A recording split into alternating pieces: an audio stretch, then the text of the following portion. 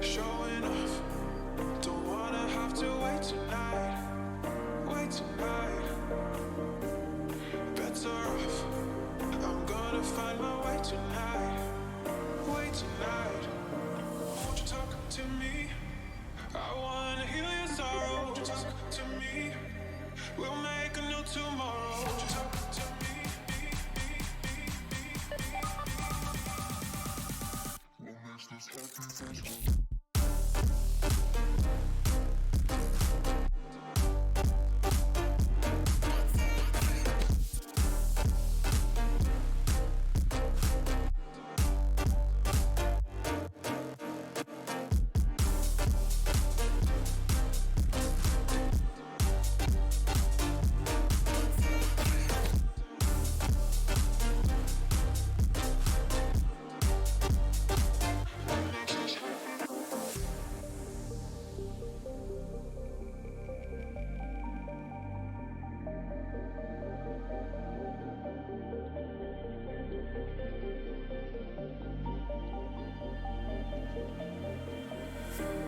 Showing off, don't wanna have to wait tonight.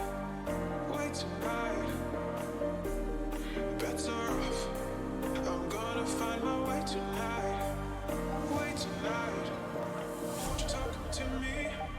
I wanna heal your sorrow. Won't you talk to me? We'll make a new tomorrow. Won't you talk to me?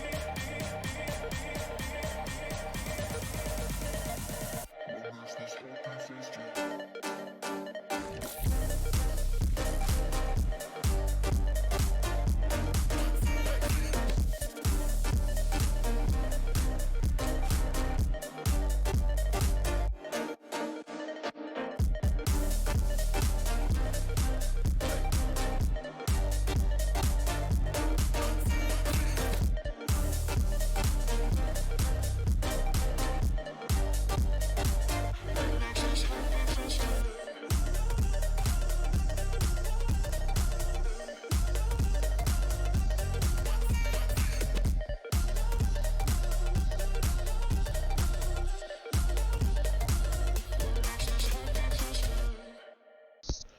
All right, good evening, everyone. Welcome back to our Star Wars Legends readings.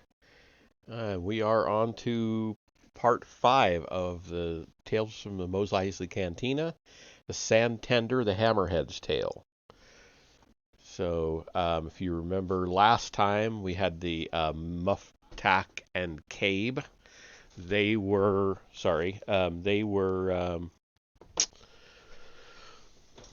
friends with the Hammerhead and went to him and told him about what was going on. And so part of this will be in reaction to them. In fact, the very first page starts off with that. All right, here we go. The cantina was crowded now that the afternoon suns beat down on Tatooine. Yet even sitting with his friend in the crowded cantina, Moma Nadon felt somehow alone. Perhaps it was because Nadon was the only Ithorian or Hammerhead on the planet, or perhaps it was the news that his longtime friend Muftak bore. Muftak, the hairy white four-eye, drank a cup of fermented nectar, slurping with his long proboscis, and said with a palpable excitement, "Tals is the name of my species. At least that is what the stormtrooper called me, and as soon as he said it, I recognized the word. Have you heard of the Tals?" Nadon had a perfect memory. "Unfortunately, I have never heard of your species, my friend." Nadon answered the words with his twin mouths cutting through the room in stereo. "But I have contacts on other worlds. Now that we know your species, we may be able to learn where your home lies." Muftak got a faraway look in his eyes as he sipped his drink. Home. "These stormtroopers that questioned you," Nadon asks, "what were they after?" "I have heard," Muftak said, "that they are searching for 2 droids who evacuated a rebel ship and dropped into the Dune Sea. The Imperials are conducting a door-to-door search even now." Nadon considered. He couldn't tell what the Imperials were really after. Often they would visit a planet, pretend to investigate a minor infraction as an excuse to bully the locals, then leave a garrison of gunslingers to ensure the peace. A small force of stormtroopers had been on planet for some time. Now it looked as if the Empire were raising the stakes on Tatooine. At this very moment, all over the planet, residents of the underworld were scurrying to hide illegal drug shipments, forging documents. Nadon saw worried faces in the crowded bar. There was no telling how long the new Imperial forces might stay, or what direction their investigations might take. Muftak laid a heavy claw on Nadon's arm in warning. "There is something more I must tell you, my old friend. The Imperials that stopped us were led by a commander named Lieutenant Alima, an older human from the planet Coruscant." At the mention of Alima's name, Moma Nadon's blood went cold, and the muscles of his legs tightened, preparing him to run. "It would be a great favor," Nadon said, "if you could discover if this man once led the Star Destroyer Conquest in its attack against a herd ship on Ithor." "I have already begun asking around," Muftak answered. "I noticed that the men in Alima's command did not respect him. They looked away when he gave orders, and even his subordinates retained a healthy distance from him." "Which means?" Nadon asked. "This Alima is an outcast among his own men, probably recently demoted, on his way down in the ranks. There is a good chance that he is the one who betrayed your people. If he is, what will you do?" Nadon stopped his digestive processes for a moment, sending extra blood to his brains as he considered. Alima was a vicious man. Contacting him would be dangerous, but Nadon knew he could not resist confronting the man who was responsible for his exile. "I don't know what I will do," Nadon said. "If this Alima is my old foe, tell him that you know of an enemy to the Empire who may be harboring the droids. Sell him my name, and make sure he pays you well." It was an ironic moment. For years now, Nadon had spied for the rebellion and had sought to hide his affiliation. Now he was asking a friend to sell him out. "One more thing," Muftak said, with a note of warning. "This Alima was brought in by Lord Vader as an interrogator. Word from the desert is that he's already killed 50 of our citizens." "I know the type of man I am dealing with," Nadon said heavily. That evening, as the lavender and rose-colored suns of Tatooine dipped below the horizon, Nadon felt restless. His sympathies for the rebellion were widely known, and he did not doubt that the Imperials would soon come to question him, probably even torture him. Over the years, Nadon had used his share of his family fortune to invest in farming ventures on 100 worlds. His investments were paying such handsome dividends that he had gained a fortune, and usually at this time of night he would have been hard at work managing his wealth. But tonight he was ill at ease. To calm himself, Nadon decided to engage in an ancient harvest ceremony. So he took his hovercar to a nameless valley in the mountains north of Mos Eisley. There Nadon had planted leathery, shade-giving Sidorian driller trees. With their far-reaching root systems, the driller trees had quickly formed a thriving grove. Nadon went to the healthiest specimen and pulled a series of thin golden needles from a pouch at his belt, then inserted the probes into the tree bark so that he could harvest gene samples. As a part of the gene harvest ceremony, he talked softly to the tree as he worked. "With your gift, my friend," he told the tree, "I will splice the DNA for producing your long root systems into the native Tatooine hubba gourd. The hubba gourd serves as the staff of life to Tatooine's wild Jawas and Sand People, and so, because of this little pain I have inflicted, many people will be served. For this harvest I thank you, and I thank you for the greater harvests to come." When he had collected his samples, Nadon lay back on the warm sand, watched the stars burning in the night skies, and remembered home. Nadon had a flawless memory, so he replayed incidents in his mind, and as he remembered, the sights and smells and emotions all came to him new again, so that he was lost in the present, or lost to the present. He relived the time that he and his wife, Fandamar, had planted a small, gnarled Indiup tree to commemorate their son's conception. For a moment in his memory, Nadon knelt beside his wife, digging beneath a sun-splattered waterfall in the steaming Ithorian jungle, then cocked his head to listen to an arex snake that burst into song from the heights of a nearby cliff. Then he recalled being a child, gently inhaling with both mouths the sweet smell of a purple donar flower. After the rush of memories, Nadon felt frail, wasted. Home. Nadon could not go home. Once he had been revered among his people as a high priest, an Ithorian renowned for his knowledge of many agricultural ceremonies. But then Captain Alima had come with his Star Destroyer and forced Nadon to reveal the secrets of Ithorian technology to the Empire. Nadon's people had banished him. As his punishment, Moma Nadon had chosen to live on this dreary world of Tatooine, the equivalent of an Ithorian hell. Where once he had led his people in caring for the vast forests of Ithor, Nadon now tended the barren sands of Tatooine. As penance for his crimes, he struggled to develop plants that could thrive in these deserts, hoping that someday Tatooine would become a lush and inviting world. Nadon replayed his first memories of Alima, captain of the Imperial Star Destroyer Conquest. Alima had been a young man with dark hair, a craggy face, and fierce eyes. Nadon had been newly married, high priest of the Tafanda Bay.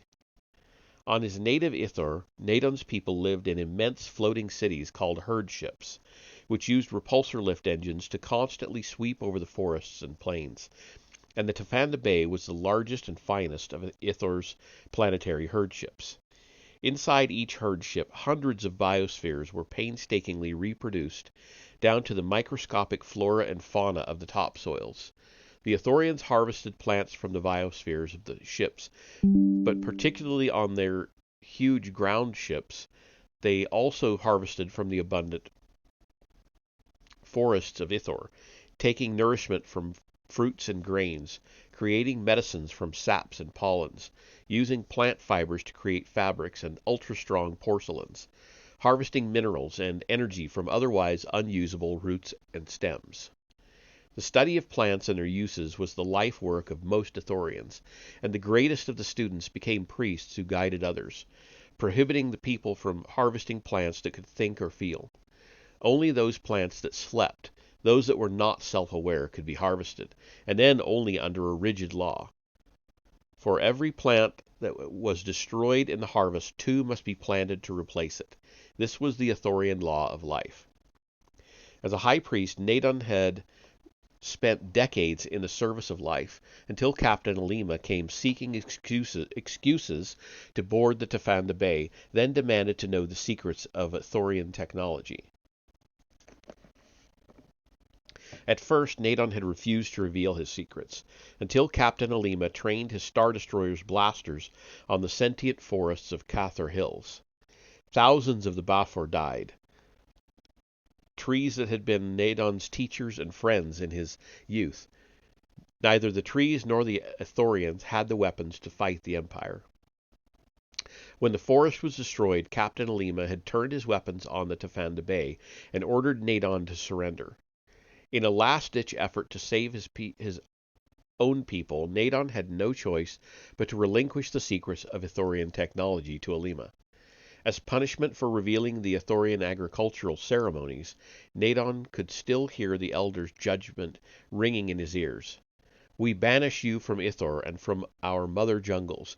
Go and consider your evil actions in solitude."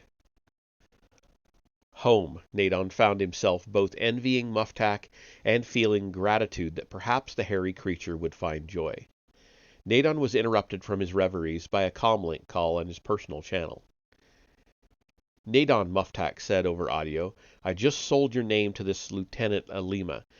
You had better get home to meet him. Be careful, my old friend." "Thank you," Nadon said. When Moma Nadon reached Mos Eisley, his house was quiet. With the suns down, many of the townspeople were on the streets, enjoying the cool evening. Out across the dune sea, winds raced over the sand, raising clouds of dust. Static discharges in the dust clouds made the night growl with the sound of distant dry thunder. Nadon unlocked his door, checking the door jamb for any sign that someone might have forced their way in before him.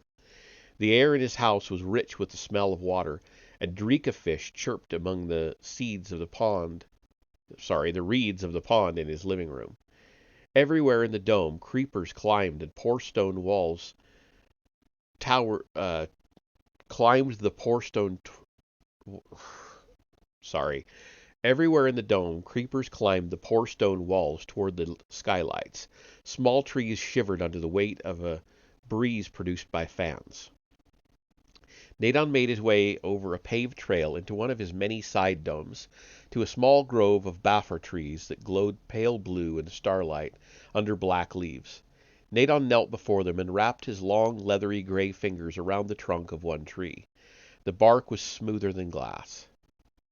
"My friends," Nadon whispered, "our enemy Captain Alima is coming. I do not know how to admit this, but I wish to kill him." The bark hummed under his touch, and a pure and holy feeling enervated him, as if light entered his every pore. The soothing mind touch of the sentient trees nearly overwhelmed him with its beauty, but the trees were displeased by his confession. Above him the black leaves trembled, hissing the words, "No, we forbid it." "He slew the Baffer of Cather Hills," Nadon said. "He is a murderer, and he killed your brothers so that he could gain greater prestige among evil men.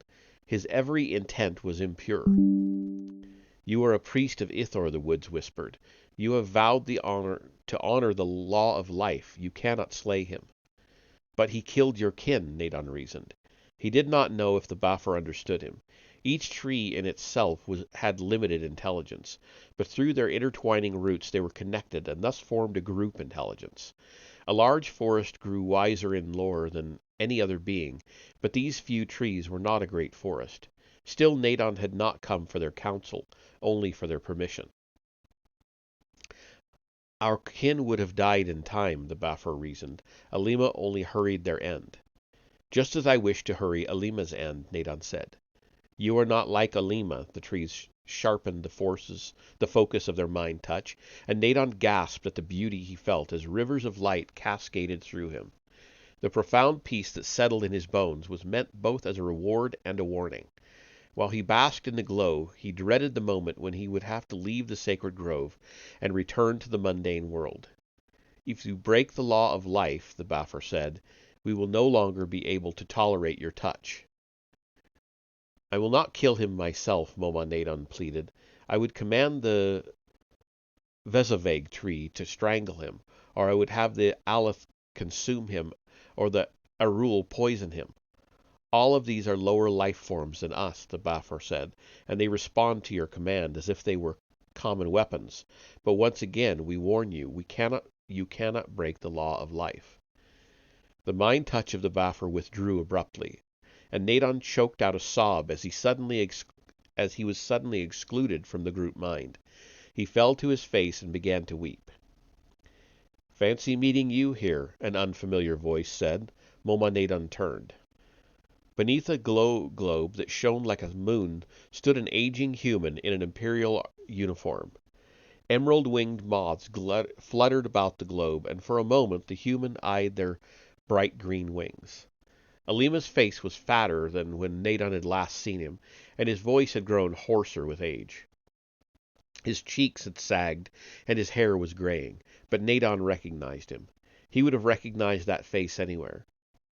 "I see you are still a priest, crying over your sacred trees," Alima said. He waved a blaster toward the grove. "And I see that you are still a servant of evil," Nadon said, "though somewhat fallen in rank." Alima chuckled. "Believe me, my old friend," he countered, "my fall from grace was carefully orchestrated. Only a fool would want to be a captain of Lord Vader's flagship. The mortality rate is phenomenal. Still, Vader finds uses for me even as a lowly lieutenant, which is why I'm here. So tell me, enemy of the Empire, where the droids are. I paid good money to learn the name of one who was said to be harboring them." "Then you wasted your money," Nadon retorted, hoping that Muftak had extorted plenty. "I don't know the location of any droid." "But you are an enemy of the Empire, serving the rebellion," Alima whispered dangerously. "I'm sure of it." "I know nothing about any droids," Nadon answered softly. He checked Alima's location. The warrior stood close to the Arul cactus. Nadon could command it to strike, but in order to get within range of its stinging spines, Alima would have to move a couple of steps farther down the path. Nadon got up from the forest floor, stepped onto the path, and backed away from Alima, hoping to lure him a meter. Alima followed Nadon's eyes, glanced at the Erul. "Do you really think I'm so stupid as to walk into your traps, priest?" Alima asked. Alima raised his blaster and pointed it at Nadon, then abruptly swiveled and fired into the grove of blue-glowing bafur. A tree exploded into flame, its trunk splitting under the impact. Black leaves rustled and waves of pain rippled from the woods, battering Nadon's senses as if they were mighty fists. "You will devote all of your resources to finding those droids," Alima said. "Look to your friends within the rebellion. If you do not have a location on the droids by tomorrow evening, I will sew your eyes open and make you watch as I take a vibroblade and slice each limb off your precious baffer trees one at a time.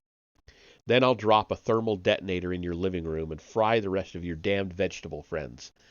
Believe me, if your family were here, or if I thought there was anything that you loved more in life, I would gladly destroy it too." "I'll kill you," Momash Nadon shouted, his stereophonic voice ringing through the dome, surprisingly loud. "You?" Alima asked. "If I thought you had it in you, I'd have brought a squadron of men. No, you'll cave in to my demands just as you have in the past." Alima turned and walked away, unconcernedly, and Nadon could do nothing but watch helplessly, even though rage burned within him.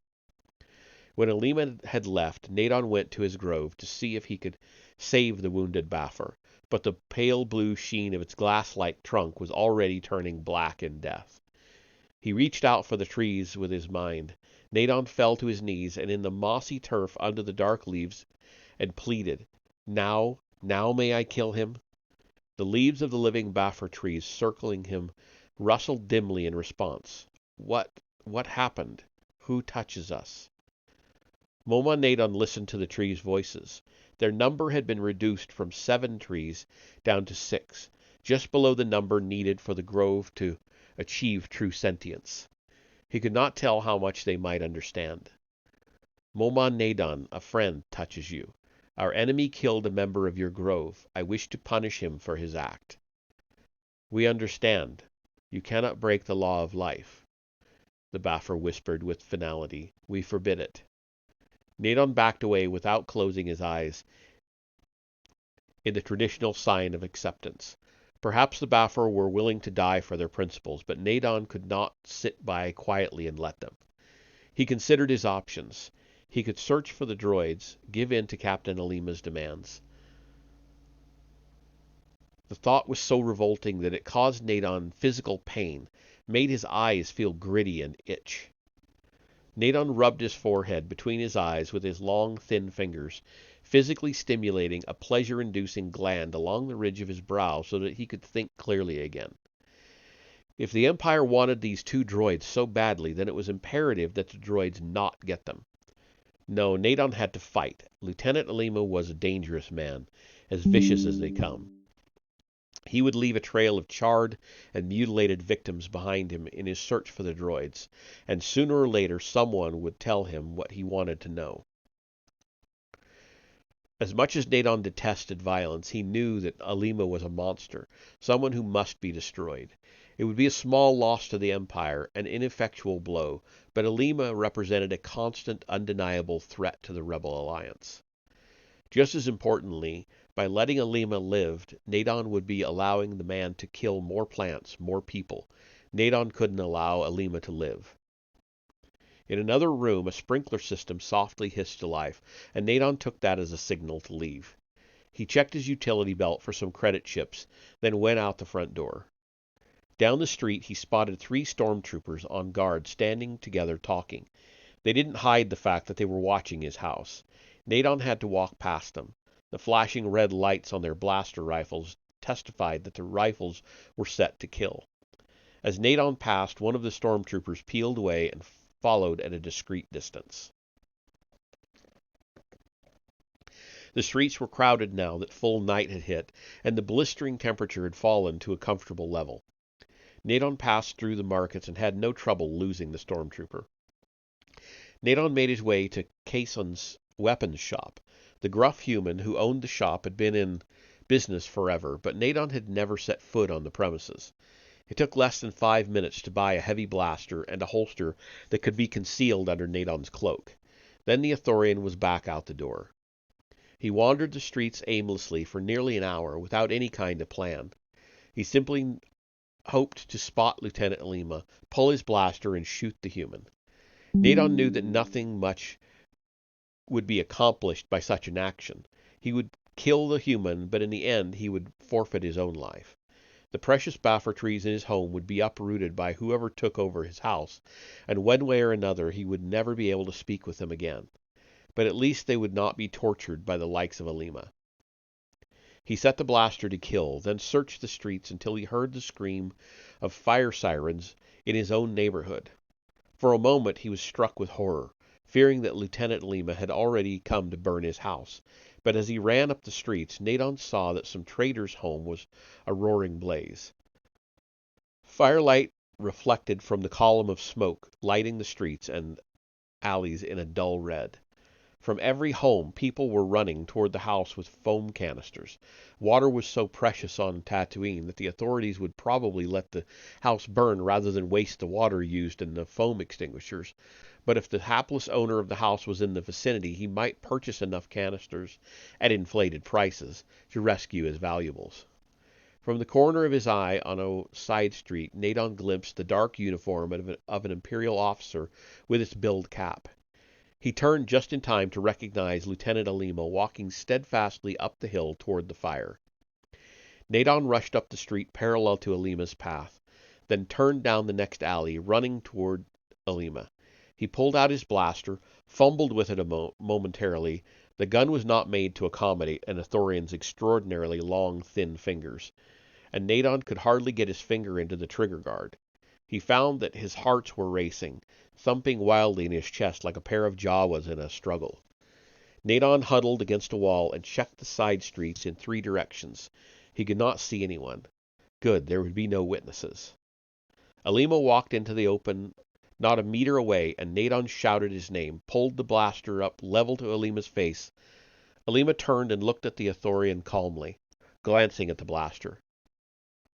"Come here into the alley," Nadon commanded. His mind was racing, and he could not think what to do.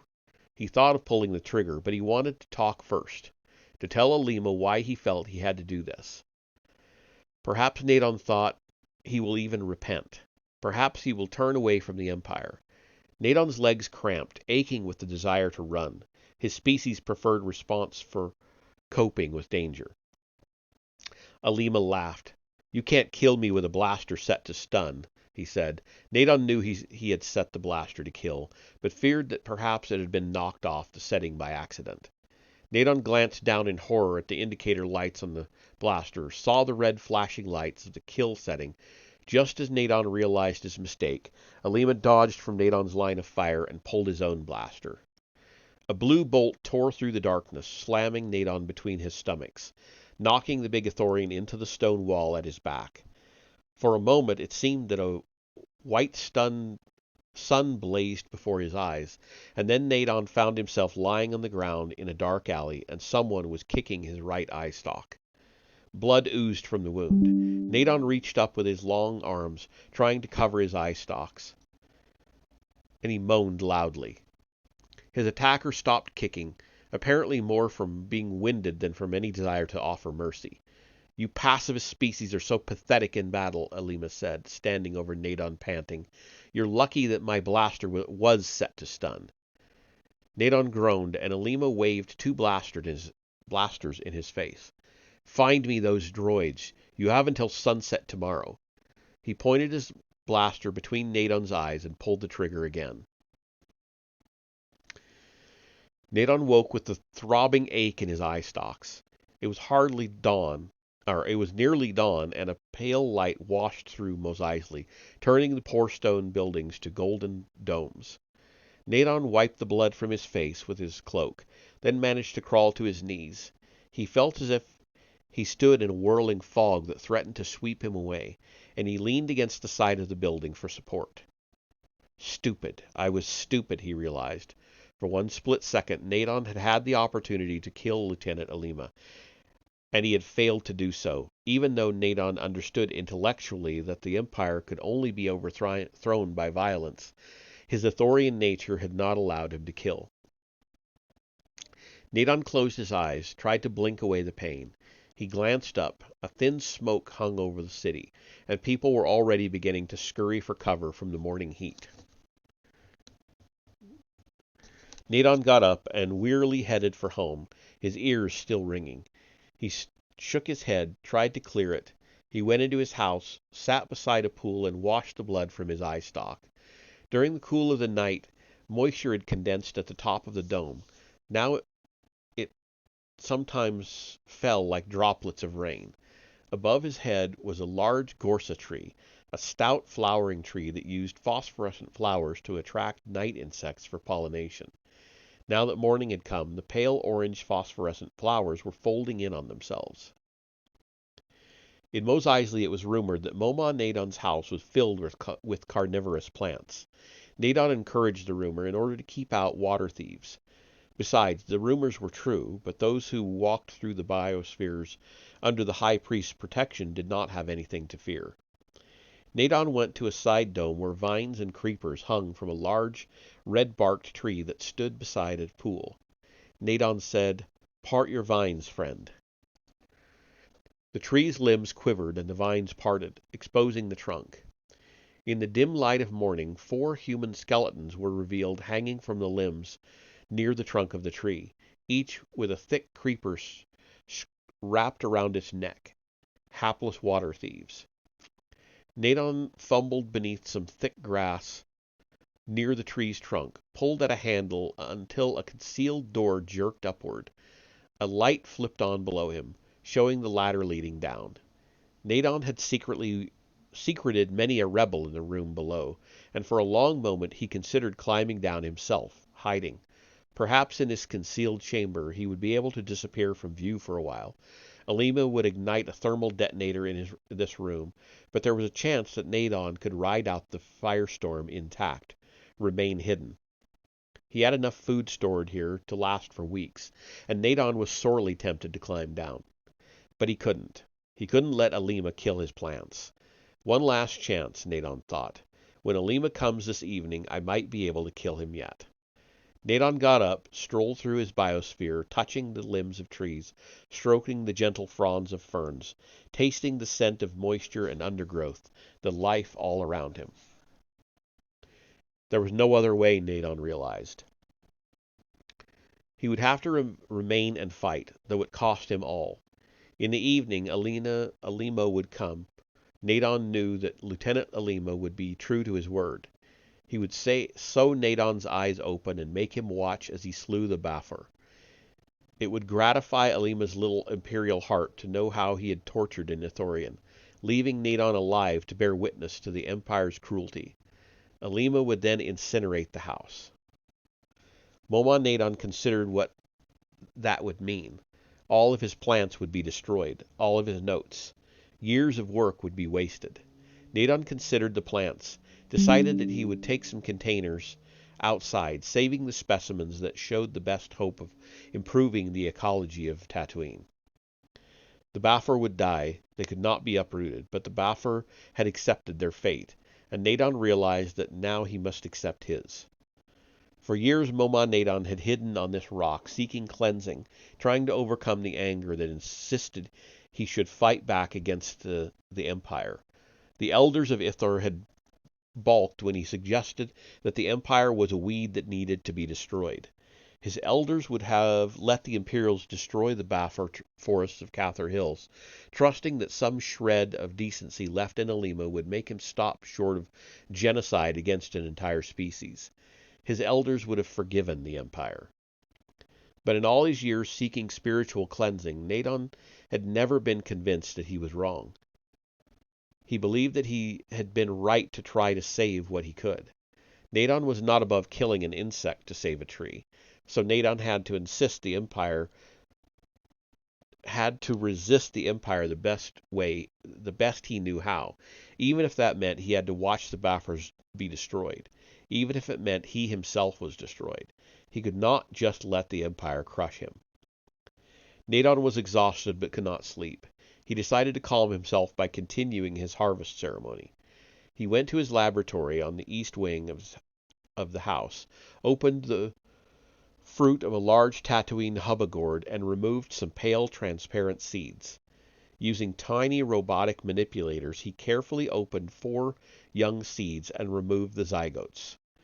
Using his genetic samples from the Sidorian driller trees, he put the DNA into a gene splicer. 9 genes controlled the driller's root growth. Nadon took these genes, spliced them into the hubba gourd zygotes, then returned the gourd's zygotes to a nutrient mixture so that they could grow. The whole painstaking ritual calmed Nadon immensely, even though he knew that soon most of his work would probably be destroyed. The task took nearly 12 hours, and when Nadon looked up from his work, he saw the shadows on the wall that nightfall was approaching. Soon Alima would come. "Time to say goodbye," Nadon whispered. At this time of the day his good friend Muftak would be trying to cool himself on at Chalmun's Cantina, a difficult task considering the thickness of the Four Eyes' furry white pelt. Nadon went to the Cantina, thinking furiously, wondering how he might best lure Alima into the dangerous depth of his own personal biosphere. The Cantina was as busy as usual, bustling with disreputable aliens. It was a tough place, frequented by cruel beings. Sure enough, Nadon found Muftak sitting alone at a table, sipping Polaris ale, while his partner in crime, the little thief Cabe, chittered and wandered about in the darkness, begging Wooher the bartender for jury juice, and eyeing the pockets of the Cantina's inhabitants. Nadon spoke to Muftak of inconsequential things, the price that Muftak had gained for selling Nadon's name, Muftak's dreams of home. Always Nadon tried to accentuate the positive, to leave his friend uplifted, but Nadon's own thoughts were dark, and when they drank a toast, Nadon found himself offering comfort that he himself could not receive. Suddenly there was a disturbance in the Cantina. A hideously scarred human named Evazan and his alien sidekick Pondababa were picking a fight with some wide-eyed local moisture boy. "I have the death sentence on 12 systems," the scarred human warned. Nadon looked at the small group. The moisture boy was unfamiliar, some farmer from the desert, who had come in only moments earlier with the old mystic Ben Kenobi. Nadon had seen Ben only once before, when he'd stopped into town to shop. Nadon had noticed the pair because the barkeep, Wooher, had shouted for them to leave their droids outside. Evazan and Pondababa were regulars, had been hanging around the spaceport for weeks. Suddenly, Pondababa swung a clawed arm, bashing the moisture farmer across the face, sending the boy crashing against a table. Pondababa then pulled a blaster free just as Wooher shouted from behind the bar, "No blasters!" Old Ben Kenobi whipped out an ancient lightsaber. It hummed to life, flashing blue as he slashed off Pondababa's arm, sliced Evazan's chest. Then he flipped off his lightsaber and cautiously backed away from with the young moisture farmer in tow. Nadon followed Ben Kenobi with his eyes as the music went silent. The bloodshed nauseated Nadon. Old Ben Kenobi took his young friend to the back of the Cantina, and together they spoke with the Wookiee smuggler Chewbacca, then retired to a private cubicle with Chewbacca's partner Han Solo. "I think I should be going," Nadon said to Muftak. "Things are getting hot in here." "Please," Muftak said heavily. "One last drink for old times. I'm buying." This was such an unusual offer that Nadon didn't dare refuse. They ordered another round, and Nadon sat talking for a few more moments with Muftak, said his goodbyes. A moment later, Ben and his moisture boy got up from their table at the back of the bar, and a seed of thought sprouted in Nadon's head. He wondered what business the old mystic from the Jundland Waste might have in town with smugglers, especially bringing a moisture farmer in tow. Then he remembered the droids that Ben Kenobi had with him, and Moma Nadon saw the truth. Ben Kenobi was trying to smuggle the droids off Tatooine. In that 1 second, Momon Nadon's heart beat wildly and he saw his salvation. Nadon knew exactly where to look for the droids, and if he told Alima, then the lieutenant would spare his life. But as old Ben Kenobi passed him, the mystic glanced calmly into Nadon's eyes, and somehow Nadon suspected that Kenobi knew what he was thinking. Ben and the moisture farmer walked past, yet Ben said nothing to Nadon. "Did you see the way he looked at you?" Muftak asked. "Like a Tusken raider staring down a charging bantha. What do you think that was all about?" "I have no idea," Nadon said. Yet he looked down at the table, ashamed even to have thought of sacrificing someone else in an effort to escape his own pain. Nadon fell silent for a moment, glanced around the room. Certainly if Nadon could figure out what was happening here, others might also. Yet Ben Kenobi was not a regular in town, and few in the Cantina would have recognized him. No one followed the old mystic out. Muftak laid a hairy paw on Nadon's smooth gray-green arm. "You are afraid, my old friend. Your worries weigh on you. Is there anything that I can do?" Blaster fire erupted from a cubicle at the back of the cantina, and Han Solo stepped out, holstered his blaster. He puffed out his chest in false bravado, threw a credit chip to Wooer as he left. Muftak put a hairy paw to his head and scratched. "I think I had better be leaving too," Moma said. "I don't want to be here if the Imperials come to investigate." Moma hurried out, looked up at the suns dropping toward the horizon. Time for the torture to begin.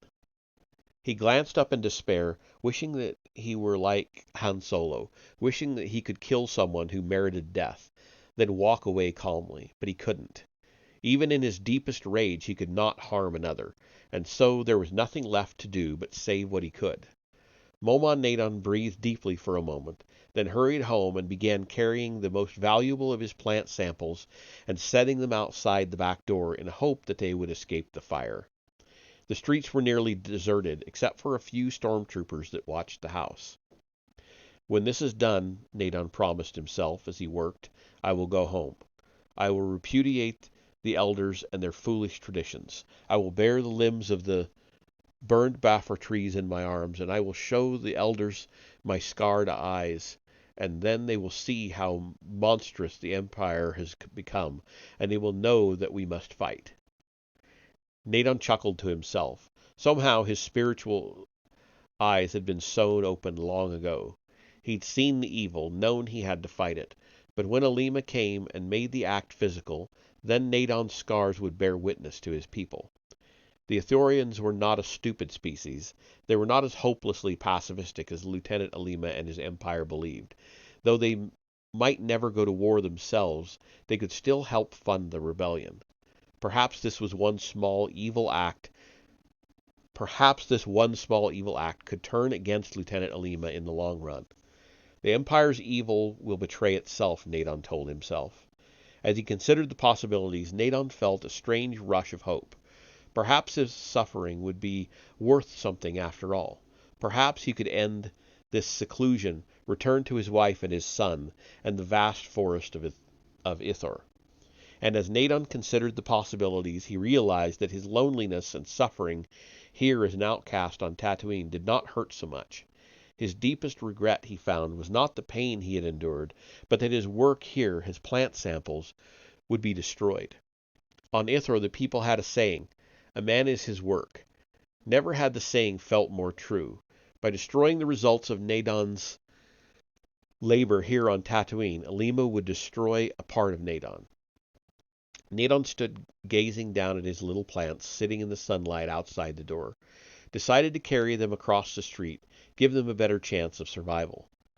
The muted explosions of blaster fire punctuated the air and began echoing from buildings. Nadon looked up from his labors. Down the street, stormtroopers that had been guarding his house all began running toward the spaceport.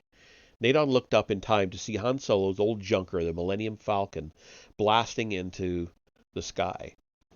So Nadon realized, old Ben Kenobi's droids made it off Tatooine. He watched its ship for several moments to make sure that none of the planetary artillery fired on the Falcon. When he was certain that the ship had gotten away, he found himself running behind the stormtroopers toward the docking bays.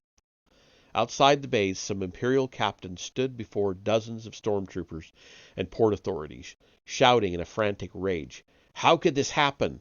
How could you let all 4 of them get away? Someone must be held accountable, and it won't be me." There at the back of the crowd, Nadon saw Lieutenant Alima standing nervously, staring toward the ground. No one was stepping forward to claim responsibility for Solo's breakout, and the frantic look in the captain's eyes suggested that he needed a scapegoat. The evil of the Empire still will turn against itself. A man is his work. You cannot break the law of life. Nadon realized what he must do. He could never kill a man, but he could stop Alima. He could sabotage the man's career, get him demoted even further. Nadon called out to the Imperial captain, "Sir, last night I informed Lieutenant Alima that a freighter owned by Han Solo would be blasting out of here with 2 droids as its primary cargo. I suspect that your lieutenant's negligence in letting Solo escape goes beyond ineptitude and should be considered criminal in nature." Nadon looked at Alima, wondering if he could make such charges stick. Nadon had a perfect memory. He would never get tangled in a snare of his own lies, so long as he chose those lies carefully. "No!" Alima shouted, giving Nadon a pleading look that betrayed profound horror. The Imperial captain was already fixing Alima with a dark stare. Stormtroopers stepped aside, clearing a path between the 2 men. The captain glanced back at Nadon. "Would you swear to this under oath, citizen?" Gladly, Nadon said, seeing ways that he could make his false testimony stand up in a military tribunal. The 2 had met alone in Nadon's house. Surely Alima had listed his meeting with Nadon in his personal logs. Nadon knew that as Ithorians, a race of peaceful cowards, his people were known as easy targets for intimidation.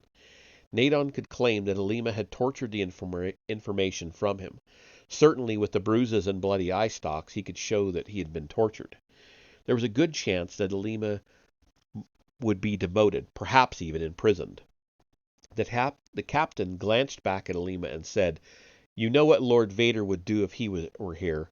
Before Nadon had time to blink, the captain pulled his blaster and fired into Lieutenant Alima 3 times. Blood and gobbets of roasted flesh spattered across the courtyard. Nadon stood in shock, realizing belatedly that the captain had not wished to convene a tribunal. He simply needed a scapegoat. "I will expect your testimony to be recorded," the captain said. Moma Nadon stood blinking, unable to move, and the sun seemed to have gone cold. He wavered, feeling faint. The stormtroopers all began walking away, apparently heading toward the transport so they could leave Tatooine.